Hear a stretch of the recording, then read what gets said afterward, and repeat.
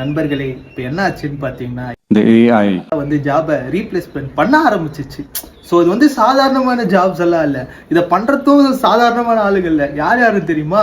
HCL, Infosys, Accenture இவங்கெல்லாம் வந்துட்டு பார்த்தீங்கன்னா ஏஜென்டிக் ஏஐன்னு ஒன்று இருக்குது. ஸோ அதை வந்து இம்ப்ளிமெண்ட் பண்ண ஆரம்பிச்சிட்டாங்க.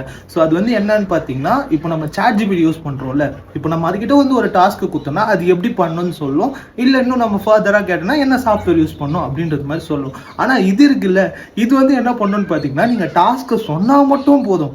அது எப்படி பண்ணணும்னு சொல்லாமல் அது பண்ணியே உங்ககிட்ட கொடுத்துரும். என்ன சாஃப்ட்வேர் யூஸ் பண்ணணும், அது எப்படியெல்லாம் ஹேண்டில் பண்ணணும், எப்படி எரர் ஹேண்ட்லிங் பண்ணணும், ஒரு சாஃப்ட்வேர் இன்ஜினியர் பண்ணுறது எல்லாமே இதுவே பண்ணிடும். ஸோ ஆக்சுவலாக நீங்கள் வந்துட்டு எனக்கு இந்த ஒர்க் வேணும்னு சொல்லிட்டு யாராக இருந்தாலும் ஒரு மேனேஜர் கொடுத்தாலே போதும். அவருக்கு வந்துட்டு ஒரு பேசிக்கான அண்டர்ஸ்டாண்டிங், இப்போ ஒரு பாய்லர் பிளேட் கோடு இருக்குன்னு வைங்களேன், அதை வந்துட்டு இவங்க கொஞ்சம் இம்ப்ளிமெண்ட் பண்ணால், கொஞ்சம் ரெக்டிஃபை பண்ணால் போதும். அதாவது கொஞ்சம் விஷயம் தெரிஞ்சவங்க மட்டும் மேனேஜராக இருந்தால் போதும். உங்களுக்கெல்லாம் சுத்தமாக வேலையே இல்லை. ஒரு டீமாக 10-15 பேர் செய்ய வேண்டிய வேலையை அது ஒரே ஆளாக செஞ்சு கொடுத்துரும். ஸோ இதால என்ன ஆக போகுதுன்னு பார்த்தீங்கன்னா, ஏற்கனவே இண்டஸ்ட்ரியில் இருக்காங்கல்ல, அவங்களுக்கு வேலை போகிறதுக்கு நிறைய சான்ஸ் இருக்கு. இப்போ நம்ம வேலை தேடிட்டு இருக்கோம்ல, அவங்களுக்கு சுத்தமாக வேலையை கிடைக்காத அளவுக்கு ஆயிடும். ஏன்னா வந்துட்டு பார்த்தீங்கன்னா, ஏற்கனவே நிறைய பேர் இருக்காங்க, அவங்களுக்கே வேலை போச்சுன்னா அவங்க வந்துட்டு உங்களை விட எக்ஸ்பீரியன்ஸாக இருக்காங்கல்ல, அவங்களுக்கு தான் வேலை கிடைக்குமே தவிர ஃப்ரெஷராக இருக்கவங்களுக்கு வேலையே கிடைக்காம போகிறதுக்கு நிறைய வாய்ப்பு இருக்கு. ஸோ உங்களை நீங்கள் எவ்வளோக்கு எவ்வளோ அப்கிரேட் பண்ணிடுறீங்களோ அவ்வளோக்கு அவ்வளோ யூஸ்ஃபுல். இது வந்து எனக்கு சொன்னாங்க, நான் வந்து அது உங்களுக்கு சொல்கிறேன்.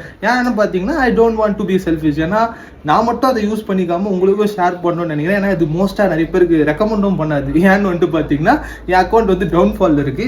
ஸோ அதாவது சில பேர் தான் ஷேர் ஆகும், மோஸ்ட்டாக என் ஃப்ரெண்ட்ஸுக்கு ஷேர் ஆகும். ஸோ நான் உங்களுக்கு தான் முக்கியமாக சொல்கிறேன், நிறைய ஜாப் வந்து ரீப்ளேஸ் ஆகிட்டு இருக்கு. நீங்கள் வந்துட்டு இதை சிம்பிளாக நினைக்காம கேர்ஃபுல்லாக எடுத்துக்கோங்க.